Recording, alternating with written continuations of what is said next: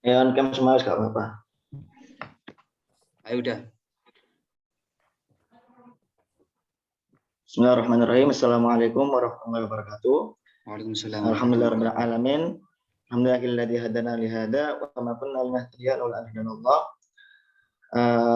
Perkenalkan, kami dari kelompok 7 metodologi penelitian yang akan membahas sedikit tentang subtema dari poin 6, yakni tren penelitian IAT 5 tahun terakhir.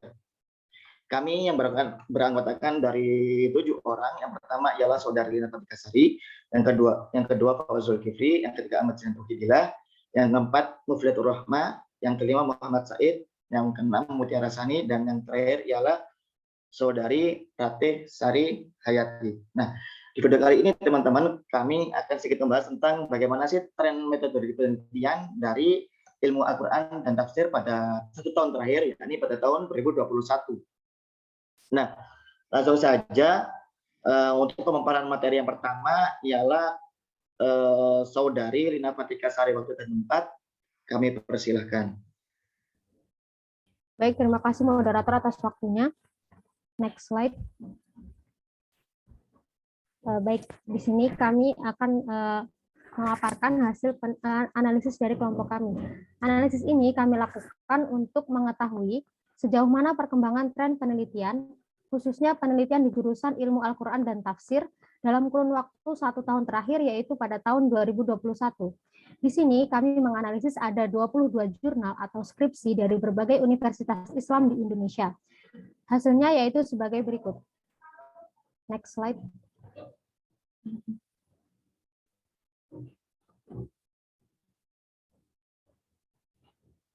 Baik, untuk yang pertama, yaitu dengan tema Living Quran, metodologi penelitiannya yaitu kualitatif. Jumlah jurnal atau skripsi dengan tema tersebut adalah sebanyak 13 jurnal atau skripsi. Untuk tema yang kedua, yaitu penafsiran dan makna suatu lafaz dalam ayat Al-Quran atau kajian tafsir ayat Al-Quran. Di sini metodologi penelitiannya adalah kualitatif. Untuk jumlah jurnal atau skripsi dengan tema tersebut adalah sejumlah 6. Untuk yang ketiga, yaitu dengan tema studi komparasi penafsiran Al-Quran. Untuk metodologi penelitiannya yaitu kualitatif, jumlah jurnal atau skripsinya yaitu sebanyak 3. Baik, terima kasih atas waktunya. Saya kembalikan lagi kepada moderator.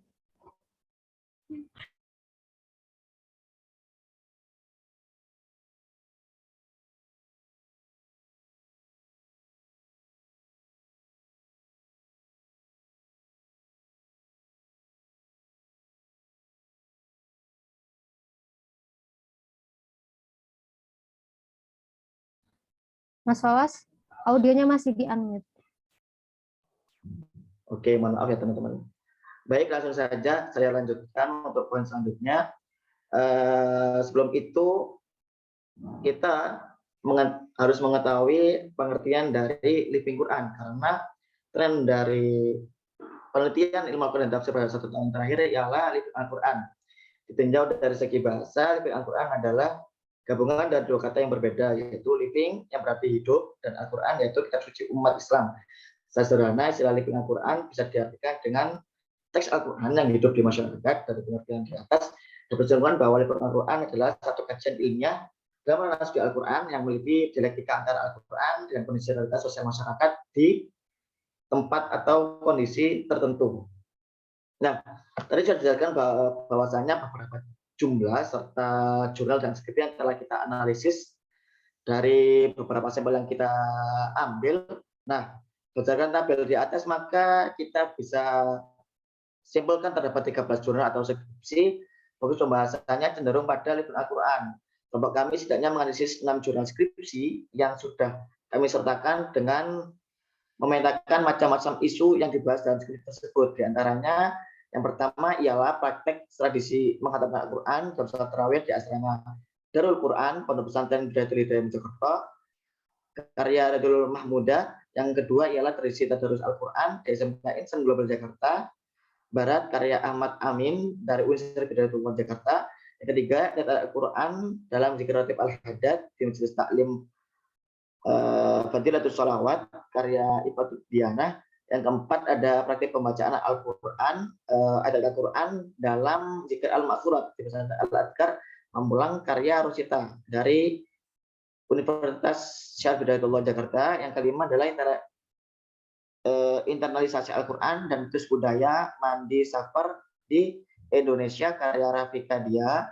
Dan yang terakhir adalah tradisi pembacaan surat Al-Waqiah di Pondok Pesantren Terpadu Ibnu Nafis Depok karya Ummu Hani. Nah, untuk disclaimer-nya teman-teman, mengapa kami mengambil skripsi sedangkan ada kata-kata instruksi dari Bu Rizka itu ialah tren penelitian beli jurnal serta skripsi, dikarenakan ketika kita membahas tentang jurnal maka setiap instansi itu tidak selalu mengirimkan jurnal, sedangkan arahnya kan 1 tahun terakhir. Nah, itu kita menemukan hanya pada beberapa instansi, karena jurnal itu terkadang ada yang uploadnya itu hanya ketika 1 tahun 2 kali, ketika 6 bulan sekali itu pun ada, dan sedangkan ada juga ketika suatu universitas juga tidak mengeluarkan jurnal yang khususnya di bidang IAT. Nah, mungkin itu selanjutnya, materi selanjutnya bisa saya serahkan.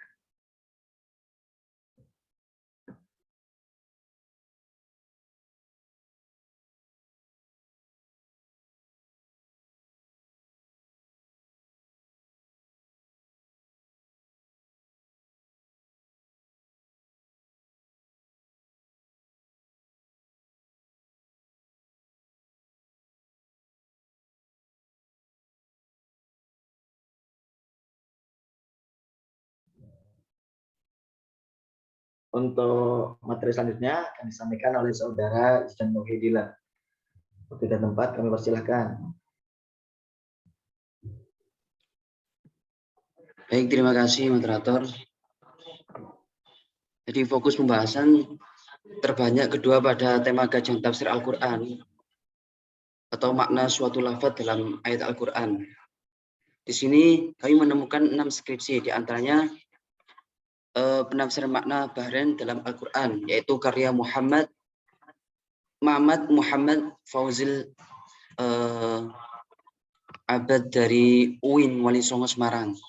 Kemudian yaitu penafsiran ayat-ayat Syifa karya Ica Ezika dari YIN Bengkulu. Kemudian makna lafaz nazala beserta derivasinya di dalam Al-Quran, yaitu karya Al-Winizar Al-Ghifari dari UIN Sunan Gunung Jati Bandung.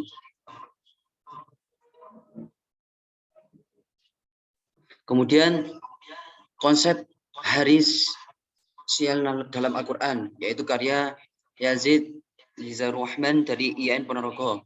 Kemudian makna kafir dalam Al-Quran, karya Deden Bagus Saputra dari IAIN Bengkulu. Dan yang terakhir yaitu makna kafir dalam Al-Quran, studi perbandingan penafsiran berkah dalam tafsir Al-Qurtubi dan Ibnu Katsir, yaitu karya Dita Fikri Farzani dari IIK Jakarta.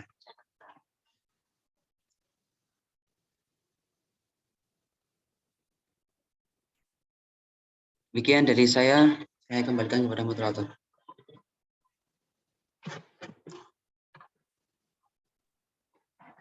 Ya, baik, terima kasih untuk pemaparannya Saudara Zidan Dogedila. Selanjutnya untuk pemateri selanjutnya akan disampaikan oleh Saudari Ofilatur Rahmah. Waktu dan tempat kami persilahkan.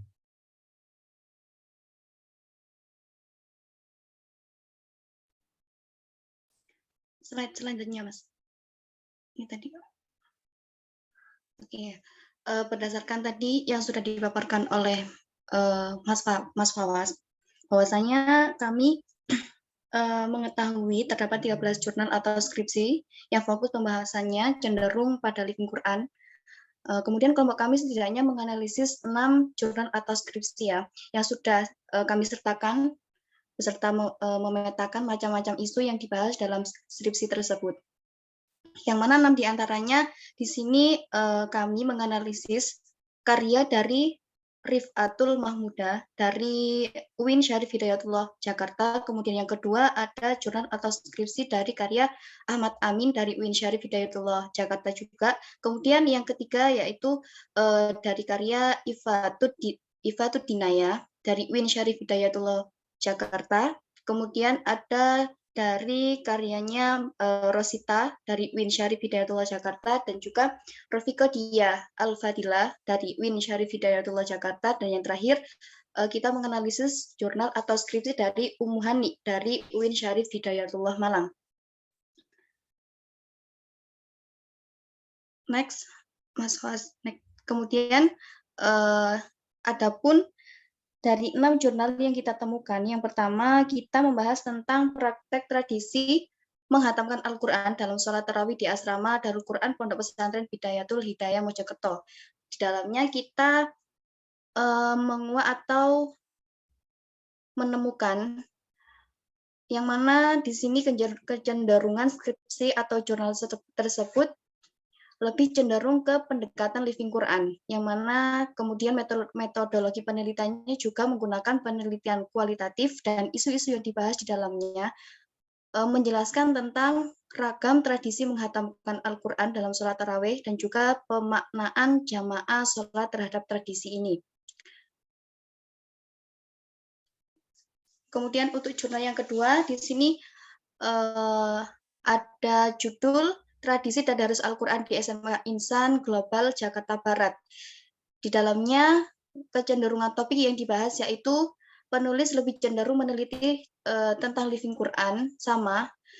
Kemudian metodologi penelitiannya juga menggunakan metodologi kualitatif, dan isu-isu yang dibahas di dalamnya ada penulis menemukan adanya fakta bahwa kata tadarus seringkali disandingkan dengan Al-Quran. Kemudian tadarus Al-Quran di lingkungan sekolah ini sudah berlangsung sejak tahun 2010. Adapun yang ketiga, jurnal yaitu berjudul Ayat-Ayat Al-Quran dalam Dzikir Rotib Al-Hadad di Majelis Taklim Fadilatus Sholawat, yang mana di dalamnya kecenderungan skripsi lebih cenderung pada studi living Quran sama seperti yang dua skripsi atau jurnal sebelumnya. Kemudian metode penelitiannya menggunakan metode penelitian kualitatif yang bersifat deskriptif, dan yang isu-isu yang dibahas di dalamnya yaitu membahas tentang pemahaman dan praktik zikir Rotibul Hadad di Majelis Taklim Fadilatus Sholawat, dan yang kedua ada penjelasan dampak zikir Rotibul Hadad di dalam kehidupan para jamaah. Mungkin itu saja yang bisa saya sampaikan. Kurang lebihnya saya kembalikan kepada moderator. Baik, terima kasih untuk pemaparan materinya dari Saudari Mufatul Rahma. Selanjutnya, pemaparan materi selanjutnya dari Saudara Muhammad Said. Waktu dan tempat kami persilahkan.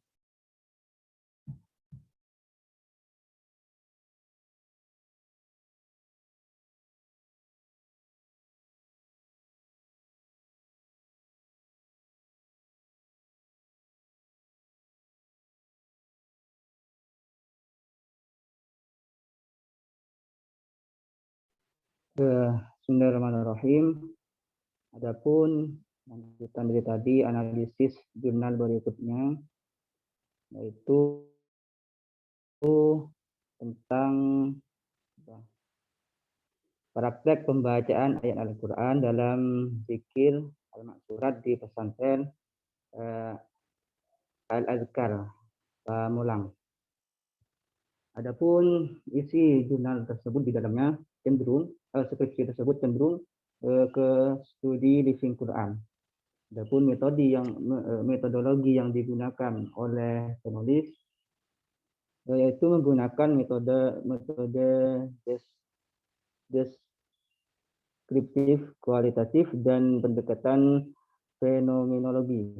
Adapun isu-isu yang diangkat oleh penulis itu satu, menjelaskan bagaimana praktik dan waktu pembacaan zikir al-maksurat itu pada pagi dan sore hari.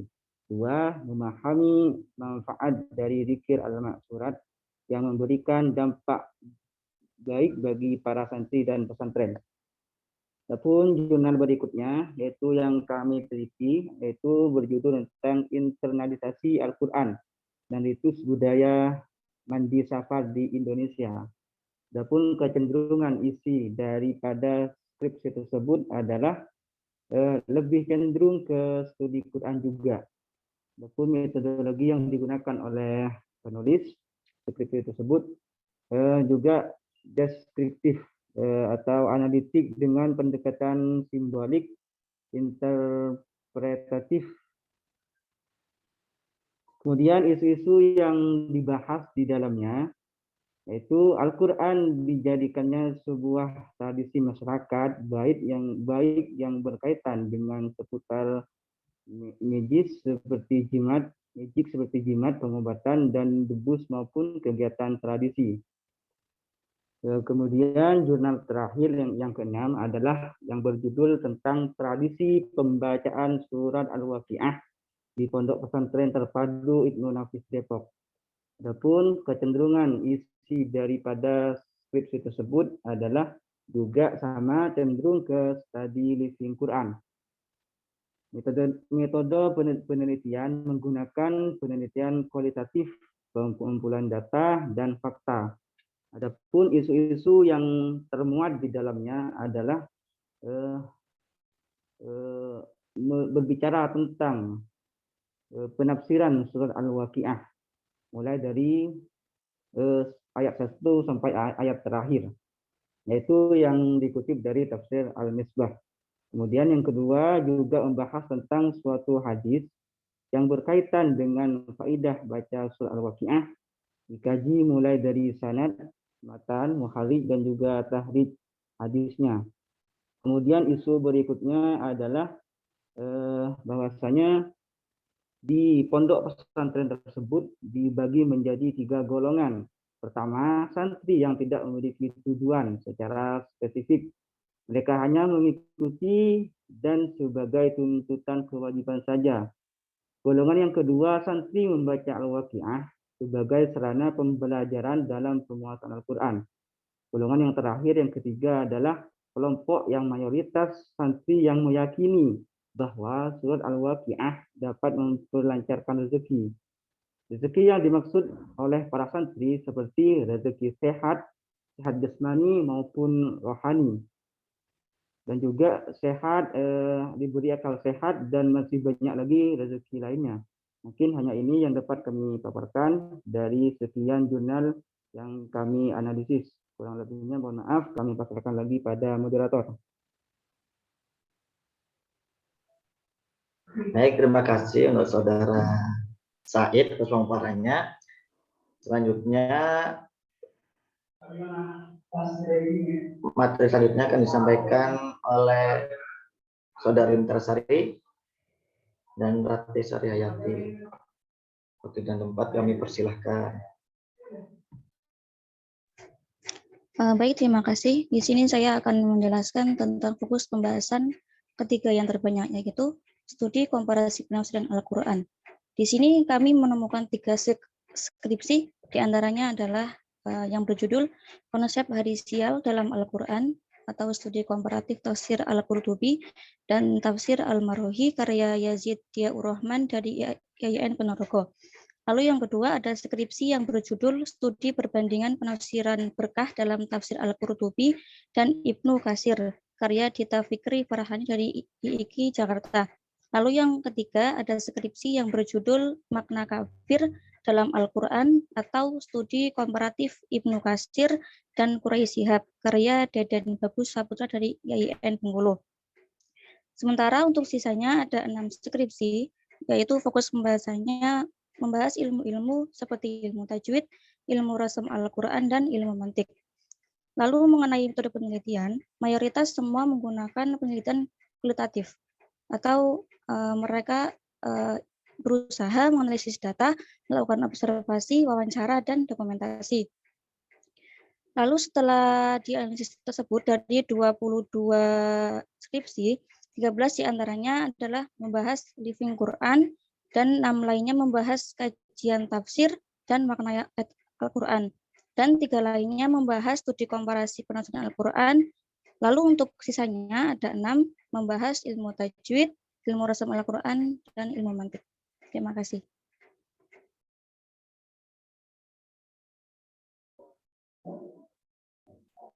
Baik, terima kasih untuk Saudara Sani. Selanjutnya pemaparan selanjutnya dari Saudara Ratesari Hayati. Sudah tempat kami persilakan.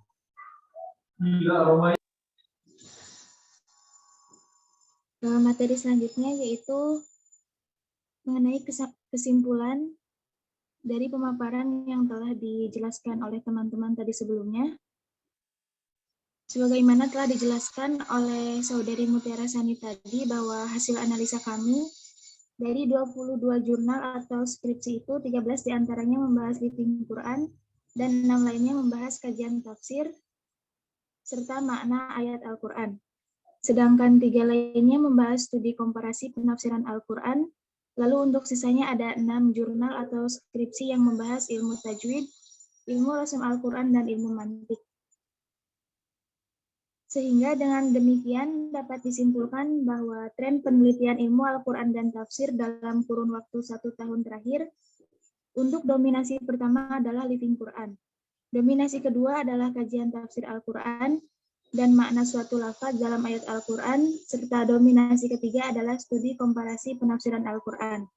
Lalu untuk sisanya, yaitu ilmu tajwid, ilmu rasam Al-Quran, dan ilmu mantik masuk ke dalam dominasi keempat.